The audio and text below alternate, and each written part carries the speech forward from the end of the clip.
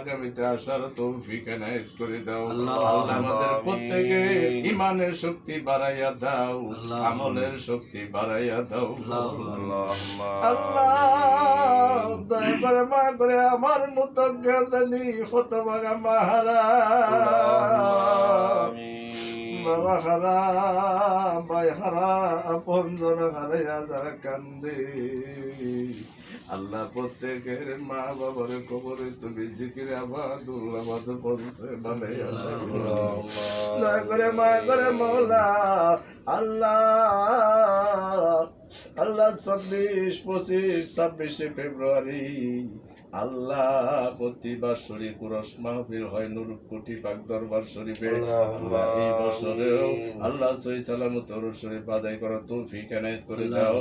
আল্লাহ যতগুলি বালা মুসিবত আসে সকল বালা মুসিবত তুমি আসমানে বালা আসমান উঠাই নিও, জমিনে বালা জমিনে দাফন করে দিও, হাওয়ার বালায় হয় মিশাই দিয়া আল্লাহ বাৎসরিক উরস ধুমধামের সাথে আদায় করার তৌফিক এনায়েত করে দিও। আল্লাহ আমি বিশুদ্ধবার মাহফিল আমার এক ভাই মিলাদ পড়াবে, আল্লাহ ওই মিলাদ তুমি কবুল করে নিও।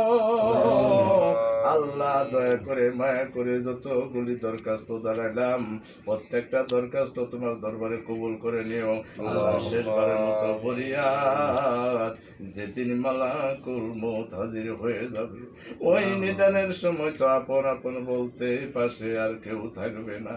ওই কঠিন মৃত্যুর সময় আজরাইলের চেহারা হাজির করায় না, যদি হাজির করাও আমার মুর্শিদেরা হাজির করায় আজরাইলের রূপ তো রয়ে ওই আজরাইলের মধ্যে যদি আমার মুর্শিদ কাবলাকে দেখতে পারি, আমার মদিনাওয়ালা যদি হাজির হয়ে যায় ওই সাদ মুখ কানে দেখতে দেখতে আমার প্রত্যেক জাকের ভাই জাকের বন্ধের রাতে মাবিল খাইর করাইয়া দিও।